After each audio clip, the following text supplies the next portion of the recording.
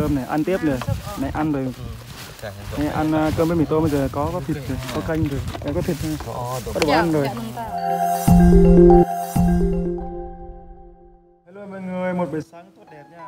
Hôm nay hai anh em mình chuẩn bị đi lên đi kiếm crack, tức là cỏ thơm. Mình sẽ quay cho các bạn xem trong rừng như thế nào đây mọi người. Tại cái mùa này trong rừng đẹp lắm. Rồi ok nha. Ok đã xong. Chuẩn bị lên đường mọi người ơi. Chuẩn bị lên đường đi kiếm crack nha mọi người, tức là cỏ thơm đấy. Crack là cỏ thơm.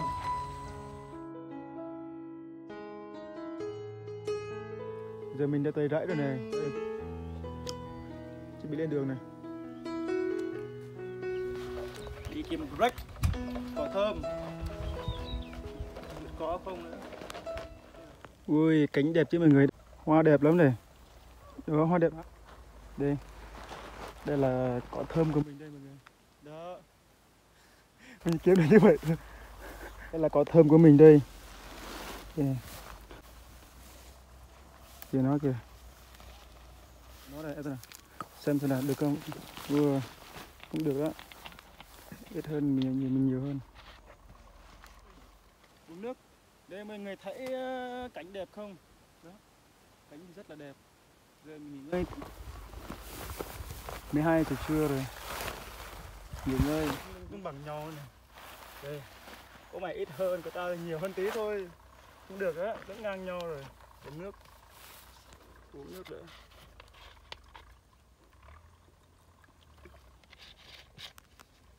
Nóng quá mọi người ơi. Trang có quay không? Đây cảnh đẹp không? Cảnh đẹp lắm này. Đó, chụp hình đấy mọi người, chụp hình cho một tấm hình đi. Chụp tấm hình.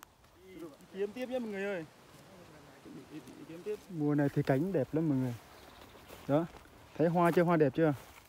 Đây này, hoa đẹp lắm này. Đó. Mùa này thì ở trong này thì hoa đẹp lắm. Đó, đủ loại hoa luôn. Đẹp chưa? Trèo lên cây này. Đây.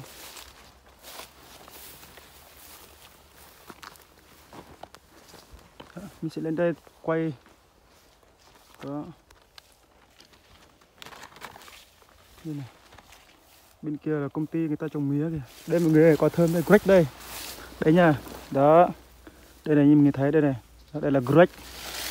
Đó, mình sẽ nhổ nó lên đó. Đây. Crack nha.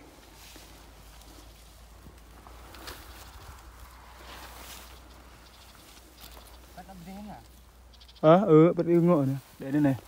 Đó. Đây. Crack đây. Lên. Đó. Đó. Cây này với cỏ thì nó khác mọi người, mình dễ phân biệt lắm. Đây này, đây này. Thấy chưa? Đây này. Đây. Đó, cây của nó đây này. Đây mọi người đây. Đó nha. Đây này, đó, nó với cỏ thì khác mọi người ơi. Mình dễ phân biệt lắm. Đây này. Đó. Đây là cỏ thơm đó. Đây gọi là crack, đây là crack. Crack mọi người ơi. Rồi đi tìm tiếp. Đi tìm tiếp thôi. Cây của nó đây. Đây mọi người thấy chưa đó. Nó lên như vậy đó. Thấy chưa? Đó. Có cái bồ lì lưới. Con nhỏ kìa. Đó. Rốt cái gì không? Xe của mình đây, xe máy mình để chỗ này này. Sẽ đói lắm rồi. Chỉ bị ăn cơm thôi. Ăn cơm rồi nghỉ tí thôi. Nghỉ tí rồi mình đi tiếp. Đi ăn cơm ấm sắc lẻng. Ăn cơm rồi. Có cơm không thôi, với lại bữa mình có mì tôm mình người ơi. Ăn được rồi đây. Cánh thì rất đẹp. Rồi cho mọi người nhá. Cho mình ăn trưa thôi. Cơm ăn với mì tôm.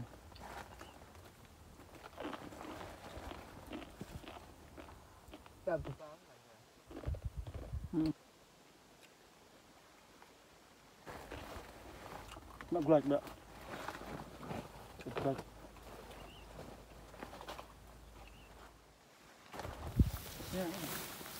Nhầm cảnh. Đây, đẹp chưa mình ơi. Đây này. Hoa này đẹp chưa? Cái này là cái gì đấy? Biết đây lại có gì? Nhìn nó đẹp. Mọi người thấy có đẹp không? Đây. Quá đẹp. Quá đẹp luôn. Đây xe đây. Chỉ bị về nhà thôi mọi người ơi. Mê quá rồi. Đi mỏi chân lắm. Chân.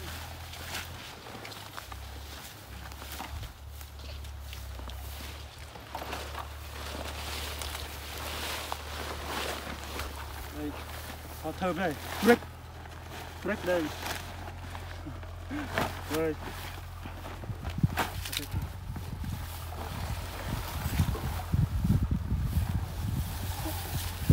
Quay bắt đầu quay đi.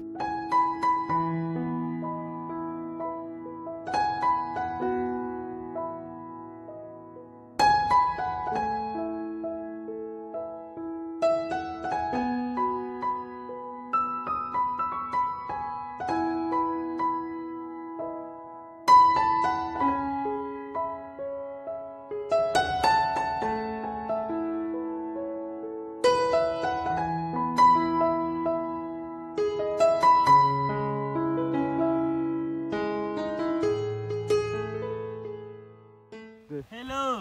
Đây gọc mấy này nè, gọc mấy này đó. Đây này. Gọc là mừng giờ đó. Thằng nhà bên này chứ ăn trưa nữa này. Hẹp right. Cái gì?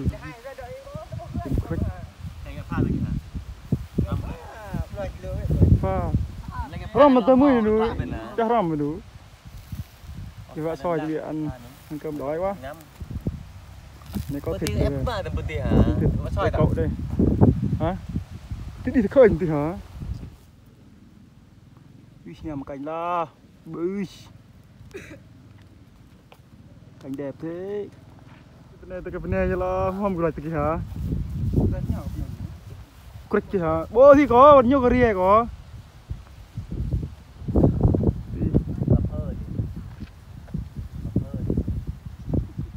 Bỏng này. Xoay phạ bữa này xoay cái nhau cô. Đây này, cơm này, đồ ăn này. Đó. Có cả nước ngọt luôn. Rồng đỏ. Đi rồng đỏ đây, nước ngọt đây. Nè, để phá đu bên hạt là thế nào mình thì làm màu mình thì. Làm lại xoay 20 tô cũng được.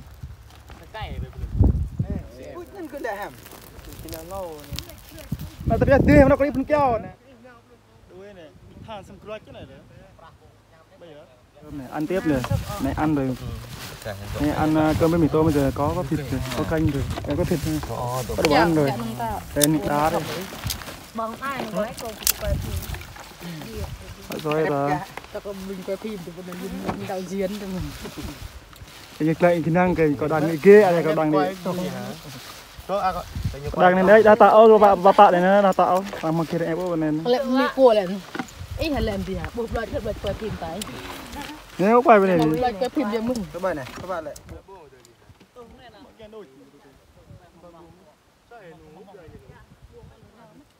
Bao mì tôm thì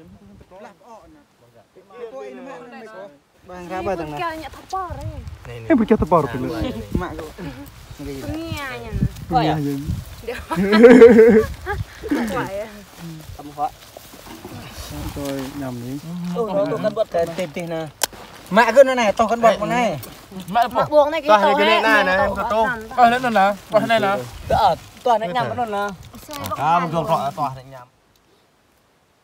Đây bên này cứ tè cự.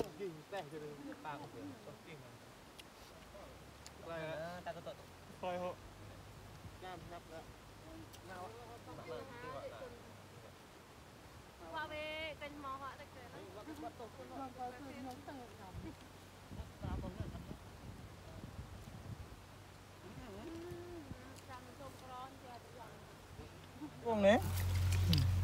Nó buông mà trăng. Đấy, mì tôm cái này tôi là cái giang ấy hả? Chưa được mọi người ơi. Mày lo ạ. Quá cào bọc pin mình rồi hả? Ai biết nhá. Vlog, cái này vlog em. Pin được tập 2 đó hả? Nó là cái vlog, nó là vlog nó là nhật ký. Này này đã rip rồi.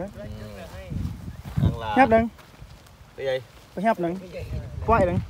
Em Quay sao tao lời? đi sao quá. Đường.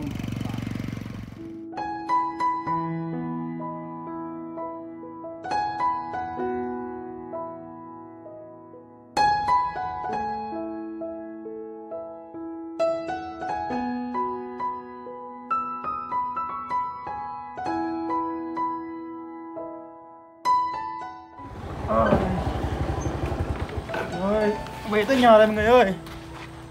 Thôi đâu mọi người nhá. Mới về tới nhà rồi này, mệt quá.